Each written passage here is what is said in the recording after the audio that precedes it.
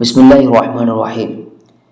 جب قوموں کو عروج زوال کی بات کرتے ہیں تو بہت ساری باتیں کہی جاتی ہیں، لیکن میں آج آپ کو ایک نئی بات بتاتا ہوں۔ وہ بات یہ ہے کہ لا الہ الا اللہ محمد رسول اللہ۔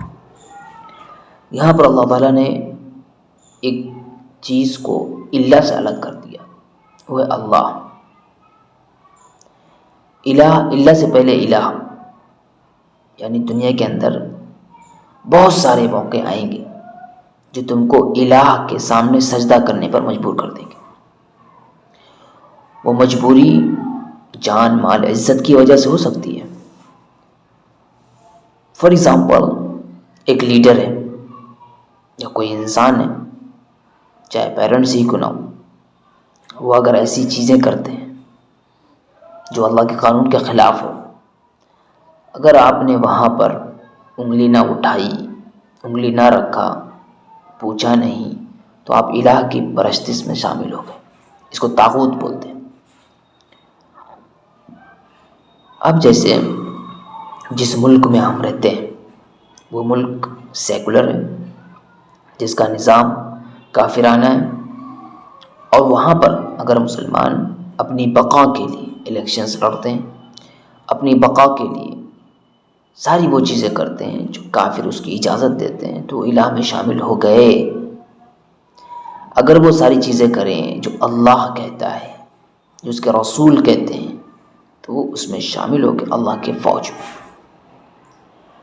تو بیسیکلی انسان کو اللہ تعالیٰ نے کہا کہ الہ بھی میں ہوں، کیونکہ میں تم کو دیتا ہوں، میں تمہیں کھلاتا ہوں۔ رب بھی میں ہوں، کیونکہ میں تمہاری پرورش کرتا ہوں اور تمہیں ہر چیز مہیا کرتا ہوں۔ تو عزت، بات کا ماننا، میرے حکموں کے مطابق زندگی گزارنا ہی ہوگا، ورنہ بہت سے لوگ آئیں گے جن کو اللہ تعالیٰ نے فزیکلی مضبوط کیا ہوگا، ہم اس سے غلام بن جائیں گے، وہ ہمیں غلام بنا لے گا۔ ایک چرب زبان آئے گا، وہ اپنی باتوں سے ہمیں غلام بنا لے گا۔ ایک دماغ کا تیز انسان آئے گا، وہ آپ سے تھیوری لگائے گا کہ ہم اس کے غلام ہو جائیں گے۔ ایک ایسا آدمی آئے گا جس کے پاس پیسہ ہوگا، ہم اس کے غلام ہو جائیں گے۔ ایک انسان آئے گا جس کے پاس پاور ہوگا، فوج ہوگی، ہم اس کے غلام بن جائیں گے۔ ماں باپ ہوں گے جو ہم کو ایموشنل کر کے اپنا غلام بنا لیں گے۔ کیونکہ بیسیکلی کہنا مقصد ہے کہ ہر انسان ایک دوسرے انسان کو پاور، ایموشن، فیشن اور پیسہ، ان سب کے ذریعے سے وہ غلام بنا رہا ہے۔ بیسک وہ کہہ رہا ہے کہ آپ میری ہی بات مانیں، کسی اور کی بات نہ مانیں، میری ہی عزت کریں، آپ کسی اور کی عزت نہ کریں۔ اللہ کہتا ہے وَلِلَّهِ الْعِزَّةُ وَلِرَسُولِهِ، عزت اللہ کے لیے، اس کے رسول کے لیے۔ اللہ تعالیٰ کہ ان الحکم الا للہ، قانون صرف اللہ کا ہے، کسی اور ذات کا، کسی انسان کا ہے ہی نہیں۔ کوئی انسان کسی انسان کو غلام بنا ہی نہیں سکتا۔ زبردستی کوئی انسان کسی انسان کو غلام نہیں بنا سکتا۔ وہ اس کو بلیک میل کرتا ہے، ایموشنلی، فزیکلی بلیک میل کرتا ہے۔ بیسیکلی اللہ سے پہلے اگر ہم ہوں گے تو ہزار معبود بنائے پھریں گے، ہزار خدا بنائے پھریں گے، ہر ایک کی پرستش، ہر ایک کی بات ماننا شروع کر دیں گے، عزت کرنا شروع کر دیں گے، اور اللہ کی بات جائیں گے، اللہ کی بات مانیں گے۔ دیکھو بھائیو، وہ ذات جس نے دنیا پیدا کی، وہ ذات جس نے انسان بنائے، وہ ذات جس نے سارے انسانوں کا انتظام کیا، جس نے سب کو پاور دی، جس نے سب کو جانیں دی، جس نے سب کو مال دولت عزت سب بخشی، اس کی بات مان لیں۔ اسلام اس کا نام ہے۔ اس کے حکموں کے سامنے سر جھکا دیں، گردن کٹ جائے لیکن اس کا سر نہ جھکے، جان چلی جائے، بیوی بچے چلے جائیں، لیکن وہ اصولوں پر کمپرومائز نہ کرے۔ وہ اصول یہ ہے اللہ و رسول، اطیعوا اللہ و رسول، بات مانے اللہ کی، اس کے رسول کی۔ قومیں تبھی ترقی کرتی ہیں جب وہ اصولوں سے کمپرومائز نہیں کرتی۔ رسول اللہ صلی اللہ علیہ وسلم جب مکے میں اترے، مکے میں آئے، مکے میں بعثت ملی، مکے میں پیدائش ہوئی، جب بعثت ملی تو پتہ ہے کیا ہوا؟ آپ نے ایک اصول کی بات کر دی کہ لوگوں دیکھو لا الہ الا اللہ، قانون بھی اللہ کا، سیاست بھی اللہ کی، حکومت بھی اللہ کی، ہر کام اللہ کا۔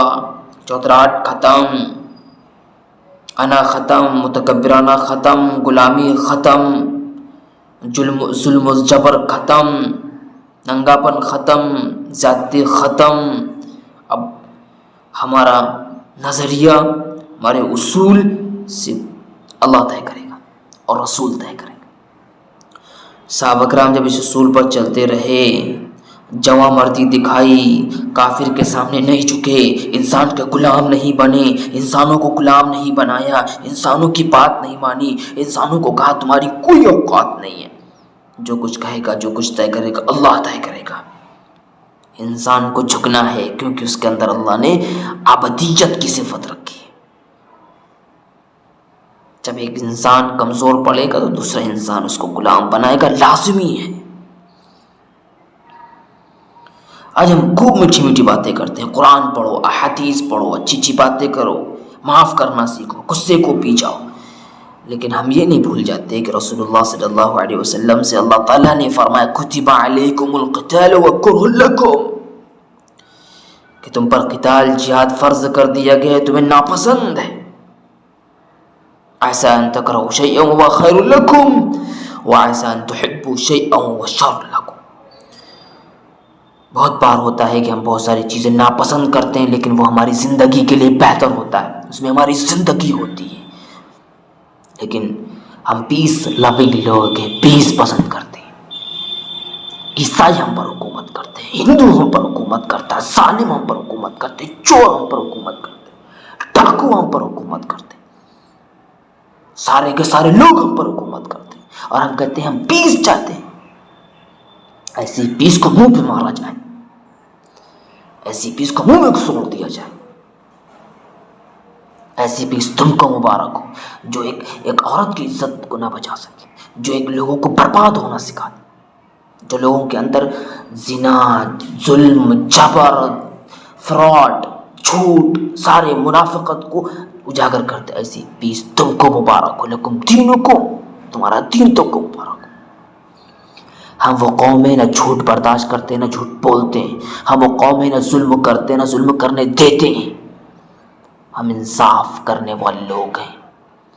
ہم حق و باطل کا فیصلہ صرف اللہ کی مرضی کے مطابق کرتے ہیں۔ ہمارا حق حق نہیں ہے، ہمارا باطل باطل نہیں ہے، وہ اللہ بتائے گا، وہ رسول بتائیں گے۔ ہم کون ہوتے طے کرنے والے کہ عورت نقاب پہنے گی کیا پہنے گی؟ اللہ بتائے گا، اللہ کے رسول بتائیں گے۔ ہمیں اسلام کا الف بھی نہیں پتا، ہم چلے آتے ہیں فتویٰ دینے کے لیے، اپنے کلچر سے کمپرومائز کر دیا، قرآن سے کمپرومائز کر دیا، رسول سے کمپرومائز کر دیا۔ مسلمان اتنی گدھیلی قوم ہو چکی ہے کہ اس کو اسلام کے علاوہ ساری چیزیں پسند ہیں۔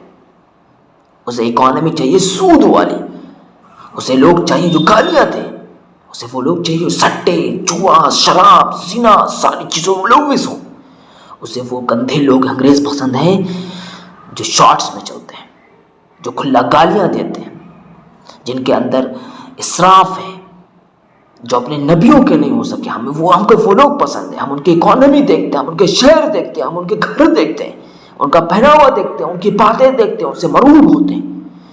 ہم سے بڑا ظالم اور کون ہو سکتا ہے کہ ہمیں ہمارا نبی نہیں پہچانا کیا، باقی سب پہچانے گا۔ ہمیں ہمارا اللہ نہیں پہچانا کہ ہمارے اللہ کے اصول نہیں پہچانے گے۔